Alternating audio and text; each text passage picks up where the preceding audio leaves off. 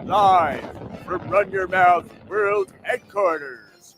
First up, to showcase her devotion to women's rights, Kamala Harris begins her journey of becoming the first woman to get an abortion in every state. There's just too many people. So this is about girls and the vacuums and letting girls use the vacuums. Vroom, vroom. The details on Bernie Sanders' new 4-day work week. It is time that everybody works less. 35 hours, it's a little bit too much, and most offices don't let you take naps. Many are making workers come back to work, and after years of working at home without reasonable accommodations to even masturbate in the afternoon, I'm not sure that our country's workers are ready for that. So it's time the rest of the country gets paid and works less. And as for the budget deficit of covering our social programs, we just need to trust that things can be free, and the fairy dust will settle in. Next up, why the media is now only reporting the second half of Donald Trump's sentences.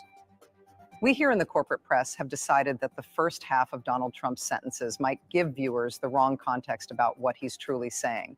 And so, if we simply isolate the second half of his sentences, we can give viewers a better picture of Trump's true intentions.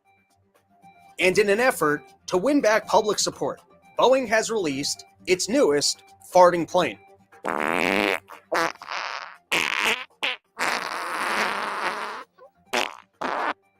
We've heard from a lot of passengers that they're afraid to flatulate on a flight. So we're creating the all-new Ripper plane with absorbing seats. Throughout the flight, it actually ejects the farts like a giant beluga whale. We believe this strategy will win back fat Americans to domestic travel. It's your daily dose of misinformation, pulled from a lightly hemorrhoided asshole. It's today's Run Your Mouth. What's going on, everybody? Welcome back to the Run Your Mouth podcast. We're here behind the green screen. I'm out in Key West. For all of you people interested in getting into stand-up comedy, you want to figure out how you can headline, you just got to poison the actual headliner. That's how you do it. Hopefully Dave Smith, I've tried this before, and he just seems to power through. He's got a stomach of steel. He's a manly man. But listen, if you're out in Miami, you're out in Florida, come party with me. I'm down in Key West. They gave me this beautiful little cottage, not all that far from the beach. So come out here, come party, laugh in the audience. Let the locals know that I'm worthwhile. This is gonna be a fun weekend. I'm already enjoying myself out here. Let me tell you, I had one of the craziest mornings I've ever had. You guys will appreciate this, because no matter like how smart of a person you are, sometimes you just can't defeat your own stupidity. So this morning, first is, for a town that likes to drink, I don't know why there's all these roosters out here. I don't know how drunks haven't killed all the roosters by now. I don't know why I'm waking up in the morning to the sounds of roosters in a place that likes to party. But no one told me that there were military jets. And there was a military jet that went right above this nice little cottage that I have that's somewhat close to the beach. And I jumped out of my bed and said the words, "We're being invaded," and then scrambled to grab stuff, and then remembered I'm not a soldier and there's nothing I can do, and we're probably not being invaded, and I can't imagine that someone's launched missiles on Key West. And then, I was a little bit frazzled and flustered, and I was like, all right, I guess I'm already up. I might as well go get myself some coffee. And so I grabbed my keys, I grabbed my phone, I grabbed my wallet. Now, I'm fairly OCD, but it's because I'm also a really big putz. And I can't tell you how many times I've locked myself out of a car, left an oven on, left a window open, you name it, I've done it. It's one of the things I'm really concerned about the day I have kids, is leaving a kid in a hot car, because that is the most tragic thing. And it's something I could 100% see myself doing. Like, I triple, quadruple, go back and check again, because I can't even believe how often I come back and check things and realize, oh, I was right. Except sometimes I wonder if it's a little bit like Memento, where you purposely leave an oven on, or leave a water on, or leave a door open. So that way when you come back, you check, you can validate all of your OCD. And let me tell you, sometimes just going back and checking once more, it feels good. It feels nice. So anyways, I'm very careful about these things. I go phone, keys, wallet. I close the door behind me, and I realized I grabbed my car keys. And then I got to hit up the owner of the comedy club. Really nice guy. Already a little disappointed that he got stuck with me and not Dave Smith. And I got locked out for 4 full hours. But anyways, we're here now. We're cooking. I did some pull-ups in the park over the beach. I might go for a swim. I'm going to drink at tonight's show. I actually, if I'm going to be honest, it's so nice. I didn't want to do this episode. I wanted to be out there perusing for some swingers. I keep seeing all these hot old ladies out here. You know what? I almost don't like warm weather environments because, for one, I like wearing sweatshirts and not having to feel my rolls of fat. Not that I'm that fat, but I'm carrying some fat. I don't want to be taking my shirt off by a pool. I'm not that kind of in shape. I'm going to throw on a sweatshirt and you're like, oh, is he kind of muscular? Till you take off the shirt and you're like, oh, it's Titty City.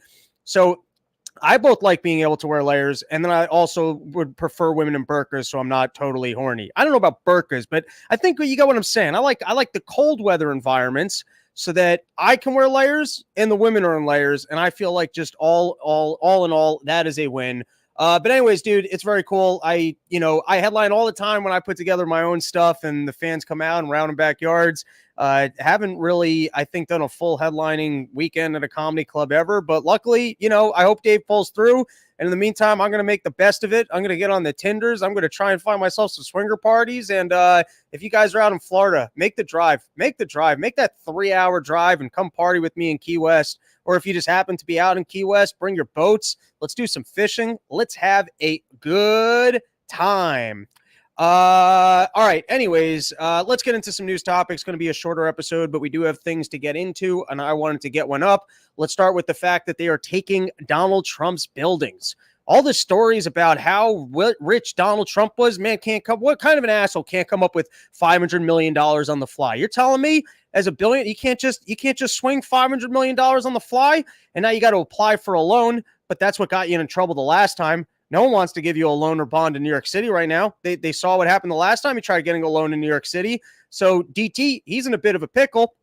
And they're talking about the fact that they might actually seize his buildings. Now, obviously, to all of us that have been following the story, seizing Donald Trump's buildings, that's not a win. We all know that this isn't a win. But it is somewhat fun when you get to piss off billionaires, even Donald Trump.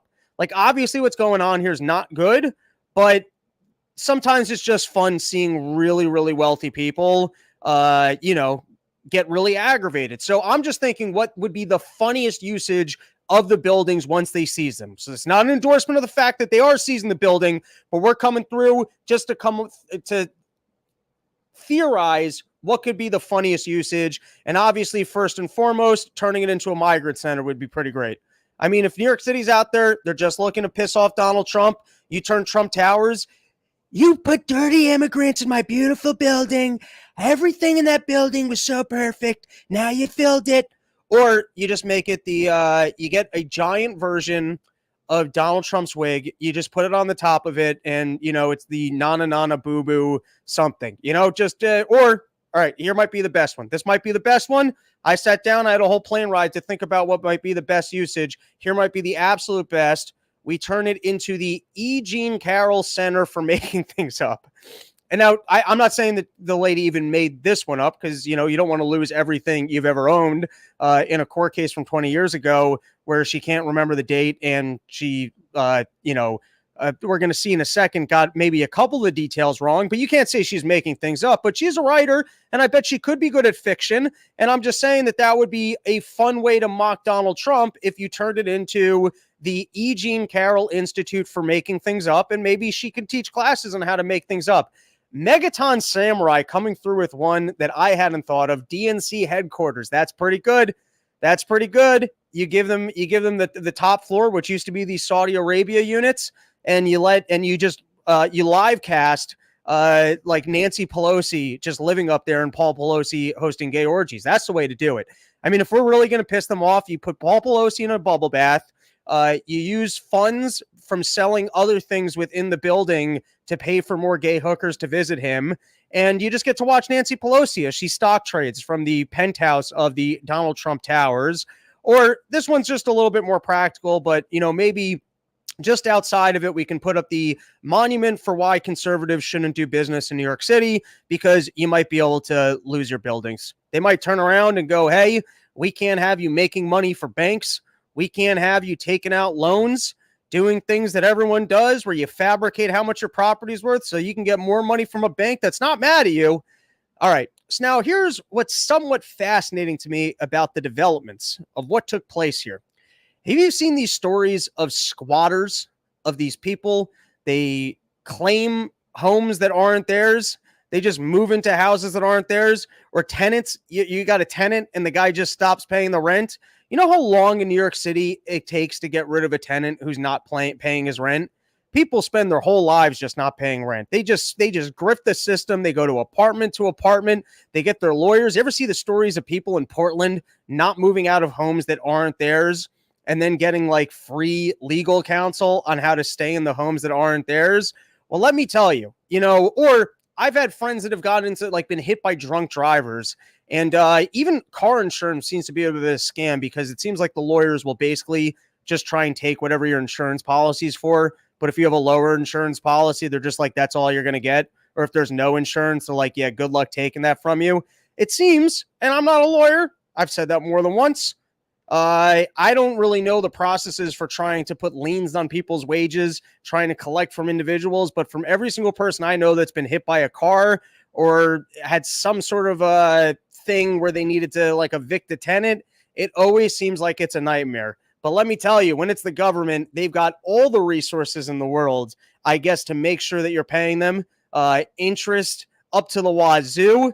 Don't owe the government money. I'm reading this stuff and I'm like, you know what? I better double check with my accountant. Do not owe the government money. They will collect their funds.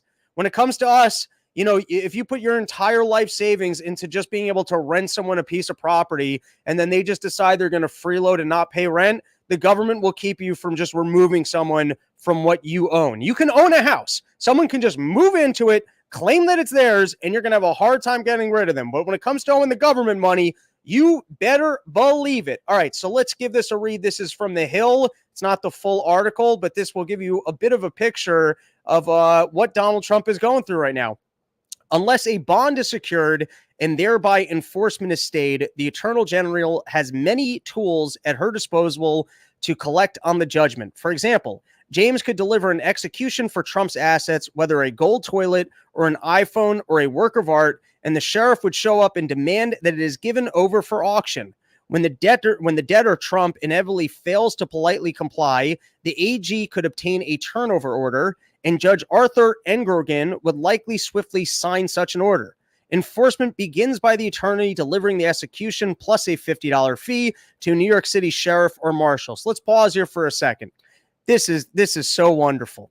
Firstly, in terms of if we're just going by the standard of what's funniest, the funniest thing to seize from Donald Trump is whatever he's currently using. He gets on his jet, you take his jet. He pulls out his phone, you're like, nope, that's my phone now. You keep taking the things from him, whatever he needs to use at any juncture of time, and you just go, that's ours, until you get to the $450 million that he owes. But it's not just $450 million that he owes, because you can seize things from him, and then I guess sell it for less money, and then he still owes more on the debt. Like, let's say you seize as a theoretical, $1 billion plane. I don't know if planes cost $1 billion. I assume that there must be $1 billion private jets out there. If people got Lamborghinis, well, no, they don't have Lamborghinis that are 400 million. I'm an idiot. They got Lamborghinis that are maybe $1 million.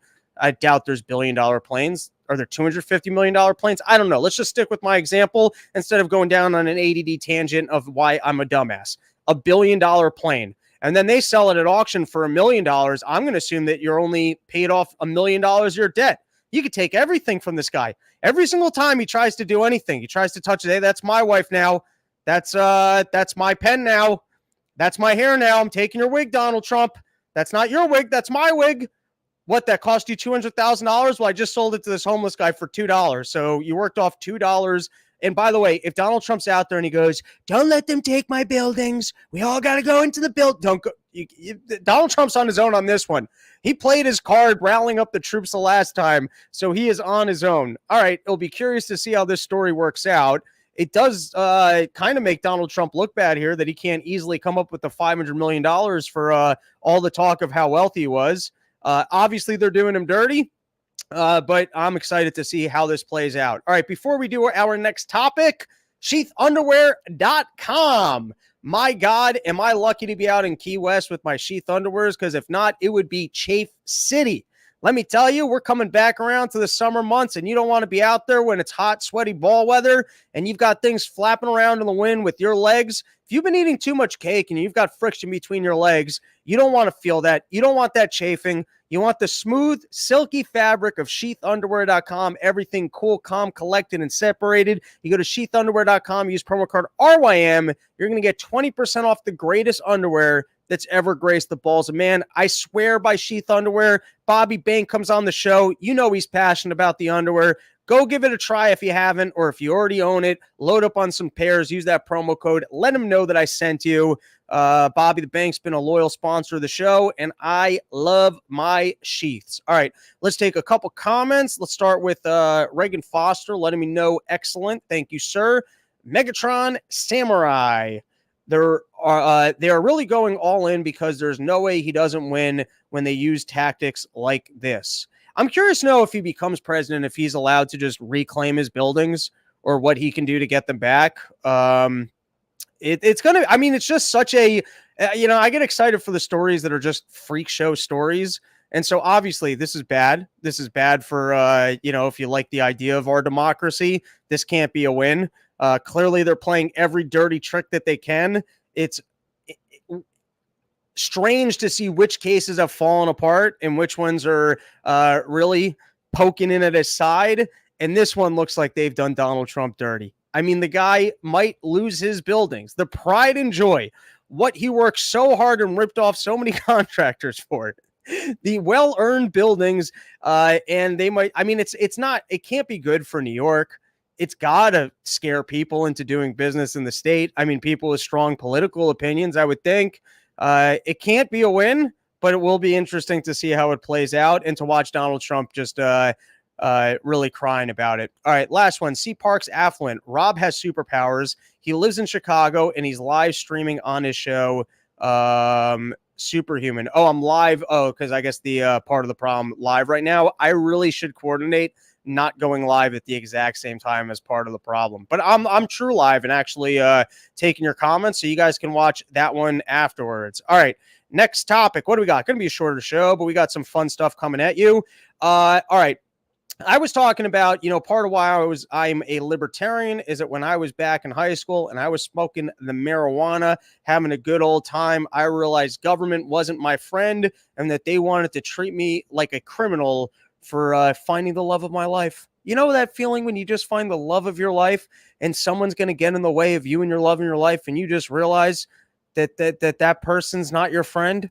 So anyways, I am curious to see as the TikTok thing plays out, if you get discontented people who switch over to being libertarians. It's possible. I also kind of like the idea, same as with the Donald Trump thing, of just going based off what's funny, of homeless TikTokers out there sitting in bars going, I used to be somebody, just sadly sitting a bar going, you don't understand, I was the Tide Pod eating champion of the world.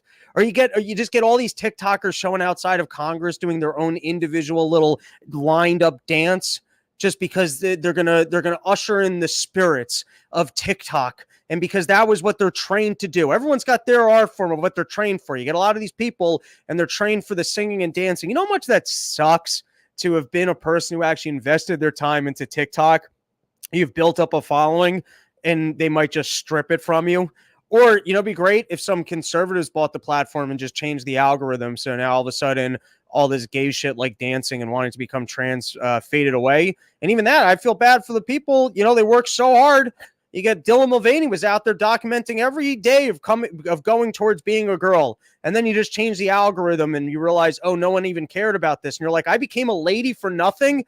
I just documented this entire process. I can't go back to being a dude now. I wasn't even much of a dude when I was a dude. So anyways, I saw this in the Wall Street Journal. I cropped it a couple days ago, so I don't even know what I'm going to be reading here, but let's give it a read. Cal Goodell was a college senior when the pandemic abruptly upended her life plans and made her part of a big and deeply unhappy political force that figures to play a huge role in the 2024 election season. Yeah, this is an interesting brewing storyline that I guess a traditionally stronger Democratic voting bloc of your young college kids or your recent graduates, a lot of them aren't too happy with the government right now. A lot of them their college experience or their first working experiences were ruined by all of the COVID shenanigans, that I think some of these young people are turning back around and going, I don't think that was worth the sacrifice. Or I don't think you guys really had a plan here. I don't think I really needed to be vaccinated. They got a lot of crazy thoughts going on in their head, and they're actually confronting the consequences of some of those government policies and realizing, maybe they don't like the government all that much. But at least they had TikTok. At least they could watch endless streams of dumb videos or produce endless dumb videos. Let's continue reading the article. Her graduation was postponed. She was let go from her college job, and her summer internship got canceled. She spent the final months of school taking online classes from her parents' house. You would think there's a plan B or a safety net, she said, but there's actually not. Today, Gaddy, 25, works as an office manager in Atlanta, earning less than $35,000 a year. In her spare time, she uploads videos to TikTok, where she's amassed thousands of followers. Now that's at risk of being taken away too. All this has left her dejected and increasingly skeptical of politicians. Yeah, isn't it annoying when politicians ruin your stuff? You're out there every day trying to crank out content. You think it's great. People seem to like it. And then suddenly you're shadow banned, or suddenly you're picking up momentum on the platform on something that you're getting very, very right, and you're getting strikes against you. And I'm not saying this as, eat some shit too, you fucking liberals, and I'm just assuming that this lady's a liberal. I'm just saying that this is an educational opportunity where I feel bad for these people because I've lived it. I've had to get out there and play for people's porches. That's what I've had to do. You're going to have to get crafty, TikTok people. Underground black market for TikTok. Everyone's running with those VPN networks just so you could repost something. I'm just saying it's interesting that the government might actually disenfranchise a core group of voters by stripping something from them that they enjoyed. Let's continue. Young adults in Generation G, those born in 1997 or after, have emerged from the pandemic feeling more disillusioned than any living generation before them, according to long-running surveys. All right, well, that's them just being whiny. I graduated during the great financial recession. People have fought in wars. That's just, they're being a little bit whiny. But let's continue. In interviews with dozens of young people around the country, they worry they'll never make enough money to attain the security previous generations have achieved, citing their delayed launch into adulthood, an impenetrable housing market, and loads of student debt. All accurate problems. All right, before we move into our next topic, YoKratom.com, home of the $6 kilo. My friends, if you are a fan of Kratom products, you cannot find better pricing anywhere than YoKratom.com. And listen, if you like making the teas, you can get yourself the big old bags of powder. Personally, I like the little pills, and I put them into my travel container. I put them in the Thursday. If you ever find my pill container and you want to take random Kratom pills, it's the Thursday. That's the way it's labeled. And I personally like the greens during the day and sometimes the reds in the evening, but, go there and experiment. YoKratom.com, home of the $60 kilo. All right, next up, this is from Mish Talk. Green wave in reverse, Biden rolls back EV mandates, but not enough. This is one of those stories that we love to cover here of how many times people are sitting down, they're trying to make business decisions, and then new government policy comes around that entirely ruins their plans. So, for example, you think government's going to force you to switch to all electric vehicles, and so you make switches to plants that are less profitable. You train people in processes that are different than the actual cars. You don't invest in the research and development of gas engines.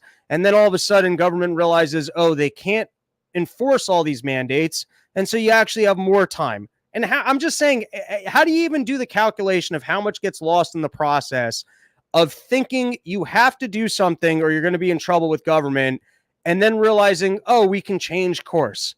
Just think about how much economic growth gets lost every single year as people are just trying to make decisions about what will government let me do, as opposed to what would be the best products and services for my customers, as opposed to sitting around and thinking, how do I create more value? How do I create a better experience? How do I make a better product? How do I get this to market? Instead of sitting down and having all those meetings, instead, everyone's just sitting around trying to figure out government instead, and just think about how much wasted brain power and just how much time is wasted when you spend an entire year drumming up specific plans thinking that there's a regulation that's coming and it just doesn't come. Now, what was fascinating about this article is that they're talking about in California, there's already massive increases in everybody's electricity bills. And you guys can go check out the article. It's kind of technical, but it also talks about what is that going to look like if California actually goes to 100% electric vehicles. What's going to actually happen to everyone's electric bills, and then what's going to be the plan when poor people can't run their air conditioners in the summer, or what are you going to do when people's refrigerators cost 4 times more to run? What is the plan? If people are already pissed off about 13% increases in their electric bill, what's going to happen when suddenly all cars are mandated to be electric and you haven't updated the electricity grid to be ready for that? Now, the other part that makes this interesting is that they were pitching that it's actually becomes cheaper, I guess, on a weekly basis to fill your tank, because you don't actually have to fill your tank. I'm saying like the amount that you're spending per charge to get a certain amount of miles. And on some cars, the math on that has already changed because general electricity prices are up. Well, what's that going to look like when everyone's forced to be in an electric vehicle? And so what this points to is exactly what we experienced with COVID, where we were sitting around and we're like, wait, everyone's just not going to work, and that's going to be better? Or what about everyone that's miserable because they're not working? What about suicide rates? What about alcoholism? What about kids not being in school? What about the entire way the natural immunity thing works? And if everyone just goes out there and they get sick, then we can move on with it. And wait, why you tell me that this new vaccine is actually better? Remember all those little thoughts that we were having when you were just looking at the government policy and they're like, well, you can't ask those questions? That's socialism across the board. And it's the same thing with the electric vehicles and them just going, we need everyone to be on board on the movement to electric. Well, can the grid even handle that? What will the cost look like if they don't ask those questions? We just need everybody on board. And it's funny because we're only in, I guess, the first couple of years of them trying to make these changes, and it's already falling apart on them. All right, next topic. What do we got? Let's take a couple of comments. Urjo, I'm on Kratom right now. There you go. That guy has rules. What are you taking? Junior, Tide Pods eating was a good era. And then Mr. B himself, LOL. All right, next topic. What do we got next, producer man? We've got a video. And before I play the video, I'm just going to give you guys some of my commentary up front, and then we can give this a watch. First is, I cannot stand when the original video can't be found. When you go to YouTube and the only thing you can find is everybody else commenting on a video. So here you have a Republican senator whose name maybe even Congress lady. I don't remember her name off the top of my head. And she's on George Papadopoulos' show. And remember how I was saying that the Jean Carroll court case is fascinating because it gives the Democrats an opportunity to go, we won't debate Donald Trump. That guy is a known rapist in New York. And then they can to go, there's 5 court cases going on right now with the criminal Donald Trump, a person who is so horrible that New York had to seize his buildings. Never before has New York City had to seize buildings after a $500 million judgment showcasing just how rotten of a business person Donald Trump is. Do you guys remember any other time that the attorney general got involved and had to seize buildings because of fraudulent business behavior? And not only has Donald Trump engaged in fraudulent business behavior, he's actually not even as good of a businessman as we thought, as he couldn't even come up with $500 million. What kind of a person can't come up with $500 million on the fly who's actually great at business, even if we've ruined all of his partnerships and made people nervous about making loans to him? And furthermore, he's also a known rapist. Remember I was saying that this gives him the opportunity to just keep saying it, and then he can't go, hey, that's not true. I'm not a rapist. Because every time he does that, he can get hit with another defamation suit. So off the bat, this video is interesting because they are asking this lady, why is it that she will, that she's willing to support someone who's a known rapist? Now, here's the next part of this that just goes into goofy land. One, she starts saying, hey, you're shaming me because I was raped, which I think is typically more liberal behavior and doesn't actually get to the core of the conversation of whether or not Donald Trump is a rapist or if the New York City court system is corrupt. And I don't fully understand why asking these questions would shame a person, but I do understand that, sometimes in polite company, if someone tells you, hey, I confronted that tragedy in my life and I don't feel comfortable talking about this, sometimes just to be polite, you have to go, all right, you and I, we don't have the same opinion here. And I think I'm asking an interesting question, but if you're telling me that it makes you feel uncomfortable, I'm willing to drop it because I don't want to hurt your feelings. And sometimes there's some topics that are so terrible. And the other person, it's another thing if the other person introduced the topic. They go, hey, I want to talk about death. And you go, well, these people actually weren't involved in murder. And you're like, you can't talk about this. My child was. It's like, well, you started the conversation, right? But if I ask you a question, you go, hey, listen, I just had a personal tragedy. I don't feel comfortable talking about this. I mean, maybe as a politician, you're like, yeah, this is part of the job, though, so you can't walk away from it. But anyways, remember, believe all women and the way the liberals like to treat this. It's fascinating to see George Papadopoulos, who is willing to just sit in the pocket. Usually, they don't even like to ask questions a second time. They don't like to grill people. In this case, even though he's got a lady who's playing the lady liberal card of, hey, I was raped and you can't talk to me about this because I feel like you're shaming my experience, he actually sits in the pocket as an adult and says, I think that this is an important topic because I'm trying to spin bullshit that Donald Trump's actually a rapist. So I don't agree that this is shaming you. Would you explain to me why this is shaming you? And why is it that you're supporting a rapist? So he's more than comfortable pushing back when a lady's like, hey, I don't feel comfortable with this. It's not just instant, hey, believe all women. Hey, she said that this is uncomfortable for her, so you have to stop. So with all that commentary up front, let's give this a watch. I could not find the entire thing. Which is why I wanted to give some of the commentary up front because I'd seen longer versions of this with other shows, but with people cutting in. If someone does find the full video, can send it my way. Maybe we'll play it on a future video. But in the meantime, let's give this a watch. I'm not gonna do that. It's actually not about shaming you. It's a question about Donald No, you Trump. are shaming You've me. endorsed Donald Trump for president. Right. Donald Trump has been found liable for rape by a jury. Donald Trump has been found liable for defaming the victim of that rape by a jury. It's been affirmed by a judge. It was not a criminal court. Which, by the way, I am going to pause it there and go, if that's the case, then why is New York City just letting the rapist be out on the loose?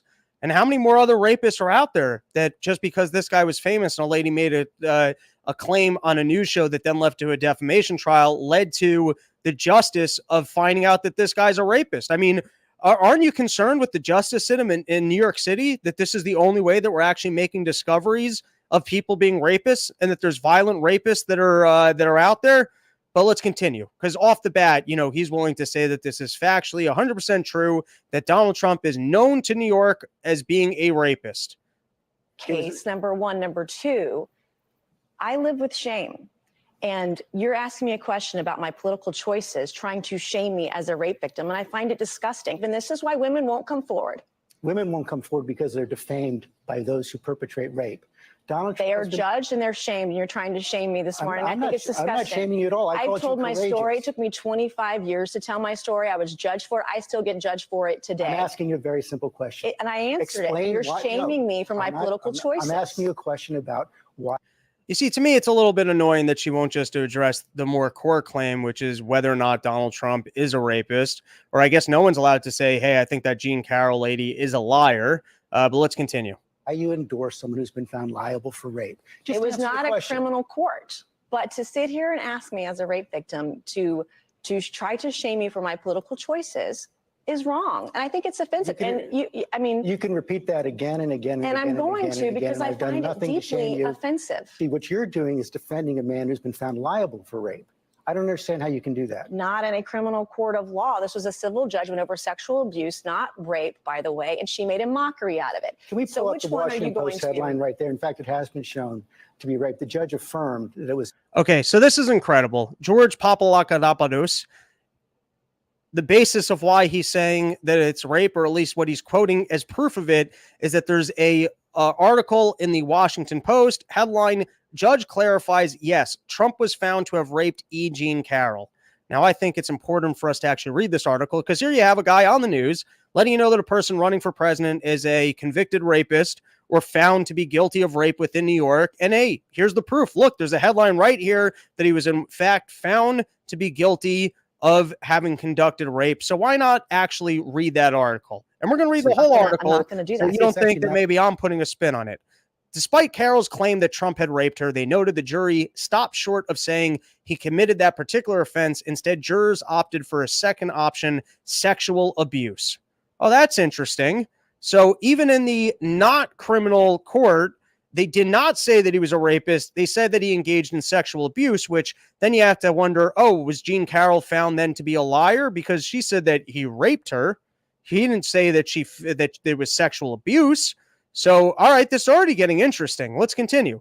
This was a rape claim. This was a rape case all along, and the jury rejected that, made other findings. His lawyer, Joe Tocopino, said outside the courthouse, a judge has now clarified that this is basically a legal distinction without a real-world difference. He says that when the jury found Trump was in fact rape, as commonly understood. The filing from Judge Louis A. Kaplan came as Trump attorney have sought a new trial and have argued that the jury's $5 million verdict against Trump in civil suit was excessive. The reason they argue is that sexual abuse could be as limited as the groping of a victim's breast. Let's continue. This was a rape claim. This was a rape case all along, and the jury rejected that, made other findings. I think I might be rereading here. A judge has now clarified that this is basically a legal distinction without a real-world difference. He says, I'm sorry, I already read that. Let's hopefully the next is the continuation. The finding that Miss Carroll failed to prove that she was raped within the meaning of the New York penal law does not mean that she failed to prove that Mr. Trump raped her. I want to reread that. The finding that Miss Carroll failed to prove that she was raped within the meaning of the New York penal law. So in other words, by the definition of the New York penal law, she wasn't actually raped. What does that mean? But so then he continues, does not mean that she failed to prove that Mr. Trump raped her as people commonly understood the word rape. Now, usually if you're a judge, you would go based off of, hey, we have the law of what's considered to be rape. And so if anything other than, I guess, sexual intercourse is not considered to be rape, well, then that's the law defined what rape is. But then the judge goes, all right, listen, I know that we legally said what is considered to be rape, but Jean Carroll didn't lie because most people don't actually consider the legal definition. That's the whole point of going to court.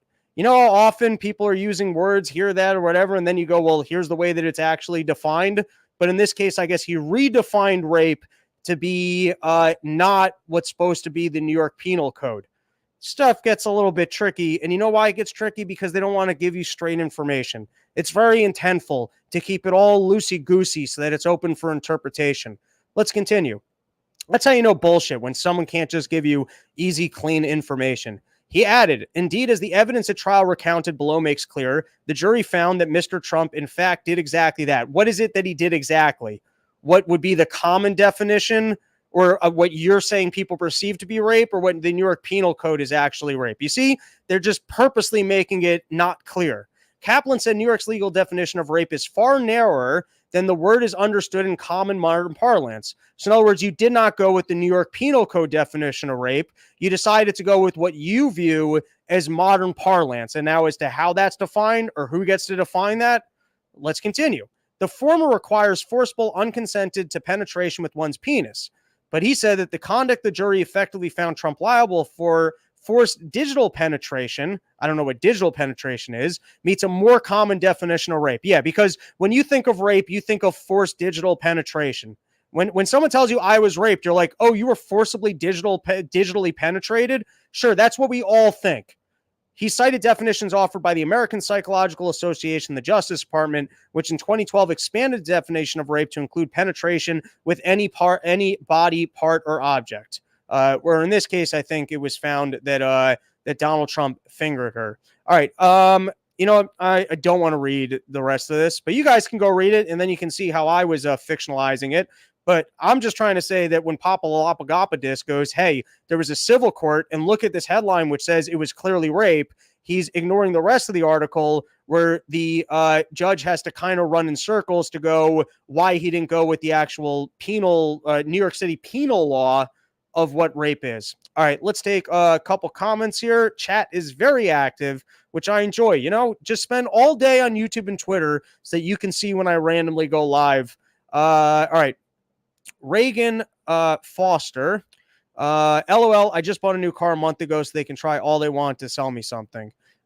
C Parks Affluent. Oh shit, I gotta plug in. Everyone just I might even have to move over there. All right, listen, we're changing settings, everybody. We're gonna change settings. We're gonna walk with all of the equipment. Hold on. I should have forecasted for this. But now it's like you get two shows within one show. And like, listen, it's like a Cribs episode where you guys get to see all the glamour of Key West gigging on the road. And since Dave isn't here, the whole condo is mine. This is like spooky story hour now. Hold on. All right, here we go. We got a couple more topics to cover. Oh, it's funny. I just moved this and then I didn't even plug in. This seat change is brought to you by PhoenixAmmo.com. If you guys want to buy yourself some high quality ammunition from a sponsor that won't even sell to the government, wants to make sure that you're prepared, but doesn't want to be any part of foreign wars or any of that other nonsense, get yourself a nice big bag of quality bullets from PhoenixAmmo.com, the official bullet sponsor of the Run Your Mouth podcast. Okay, I think I had one more topic left. Yes. This is a video from Kennedy. He always does a great job at these senatorial hearings and stuff. And you know what I discovered? Usually sometimes you see some incredibly hot chick and she just eats crow because she's an idiot. And you're like, yeah, fuck yeah. That pretty person just got it. There's something in my miserable takeaway Christmas heart that, like, when I see terrible things happening to pretty people, I just feel like they deserved it because they're pretty. Like, you see like some pretty chick come to New York City when it's the winter and you get all the slush on the corners and they put their nice shoe in it. I'm like, haha, you deserve that. And what I discovered is when that happens, like hot dudes, it's pretty great too. And so in this case, you get some professional skier and he's upset about global warming because he's like, my powder's not as fresh. I'm not a scientist, but I can tell you that this past ski season, because every ski season is exactly the same, the powder was a little bit less powdery, and that's why I'm here in front of government. No, they needed some pretty-looking Olympian to go out there and try and preach their cause, and he gets smashed really quick because Kennedy's like, listen, we're trying to make some really big decisions here, and you're actually giving testimony in government. Do you know anything about this? And he has to be like, nah, man. I actually don't. I was just here because the powder isn't as powdery, and I'm trying to ski some trees, and I want powdery. I want the good powder. I don't want the mediocre powder. This is a worthwhile watch because you get to see how I bet we could even take the government scientists and they would fold under this questioning. And if you ever need to be persuasive, Kennedy's got some good tricks with just the how questions, or can you define that?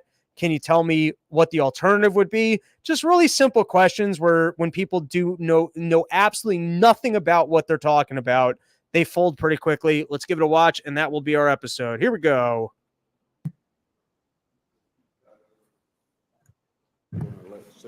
Senator Kennedy. Thank you. Thank you, Mr. Chairman and Mr. Vice Chairman. Mr. Schumacher. Welcome. You were, who invited you here today? I came with Protect Our Winters. Right. But you're here on behalf of the Democrats or the Republicans? I'm here on behalf of the outdoor enthusiasts around America. Okay. You were contacted. I'm here for the trees. By Senator Whitehouse's staff? I personally came with Protect Our Winters, so I don't know how that went exactly.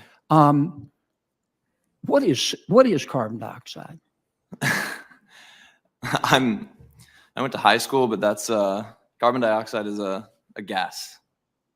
Yo, bro, I just like ski a bunch. I don't know about all that stuff. Okay. I'm not a professional to talk about carbon dioxide so much, but well, you want us to abolish it, right? No, there's always going to be carbon dioxide. Right. So what is it you want us to do? Let me back up because I want to. I mean, you're here as an expert. Tell me more about what carbon dioxide is. I'm here as an expert cross-country skier who sees the changes in my winters and the landscape that I live in Alaska. And so carbon dioxide is... changes in your winters. What are you, 18? Or what is this kid, 22? So let's just say since 18, he's been observing it. I ski 2 days a year every single season. And let me tell you something, it's different every single year. There's no pattern to it. If I'm trying to ski in the Northeast, I mean, if anything, I've started to notice ski later because there seems to be more snow later. I don't know why that is. It used to be December was a better month. I guess I've noticed that one singular pattern. But believe me, there's plenty of mountains with snow and there's different snowfall every single season. What exactly was your documentation process that you're like, yeah, there's like a little bit less powder this year? All right, let's continue. I don't need to be even asked these questions. Kennedy's got it. What I see it as is, it's a gas that exists in our atmosphere. And What? Is it the major part of our atmosphere? it's a huge part of our atmosphere, yeah. It's actually a very small part of our atmosphere. Well, okay. But, yeah, I don't know. What are you asking specifically? Well, you say we need to reduce carbon dioxide emissions. I'd like to know first if you know what it is. You want us to abolish fossil fuels? I never said that. You never have said that? No. Okay. What do you think we ought to do with fossil fuels? What will we do with fossil fuels? Yeah. Should we make any changes? I would like to see a decrease in the use of fossil fuels. I think there's a possibility to use more electric generation. Okay. Over what period of time? 10 years, 50 years, 100 years? That's not, I would like to see it come as fast as possible while continuing. How fast? Sorry? How fast? I don't have a You good don't answer know? for that. No. Okay. You just think, well, Let me tell you, this was me the couple times I actually went on a real finance interview and they're like, hey, can you do this math riddle? I'm like, no, but this is absolutely just getting caught with your pants down. I can't even believe this kid showed up for this. how much will it cost for us to become carbon neutral in the United States by 2050? I'm not a professional on that. I don't have an answer. You don't have any idea? No, You just think we ought to spend the money? I'm not an economist. Yeah, but it's going to cost money. You realize that? Yeah, but we've also talked about the trade-off of what the cost of climate change as emergencies will cost in the future also. Oh, this one he magically has an understanding of that because of emergencies, we probably need to quit using fossil fuels now. Suddenly he's back in the game. Now he's got a comprehensive understanding of this. So Right. But it's going to cost trillions of dollars to become carbon neutral by 2050, right? I do not know. You don't know. You just think we ought to do it. I don't have a great answer for you, but I think Okay. I would. like to If see we fewer spent, carbon if we spent those, By the way, I've done this where you're doing comedy for a long time and you see people getting opportunities and you're like, how did this person get this opportunity? And then they fumble it. How many people are actually qualified to talk about, like, they're in labs right now working on climate change and maybe they're even leftists.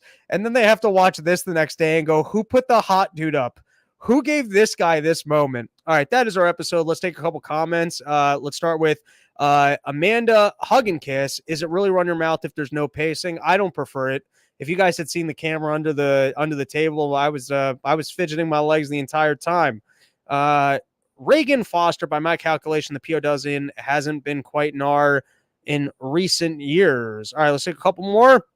Runaway Slav, bro, I have a degree in geology. I'm more qualified than 99% of climate advocates. Global warming is BS. Climate change is a natural process. Survive and adapt, bro. Al Gore said that Florida would be underwater by 2020.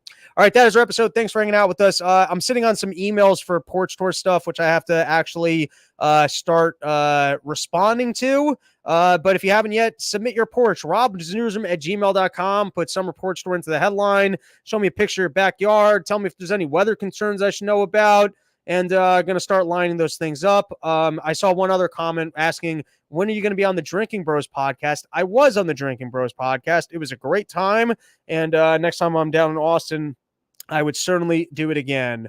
I wonder if the best way... All right, I'm not in the mood for an RFK question. That is our episode. Thanks for hanging out. I'm out in Key West all weekend working at the Comedy Club. Come hang out if you're in the area. Porch tour dates coming soon. Next episode, probably next week, Wednesday, when I'm back in the studio and I can pace around like a maniac. All right, let's go find them swingers. Have a good one, everybody.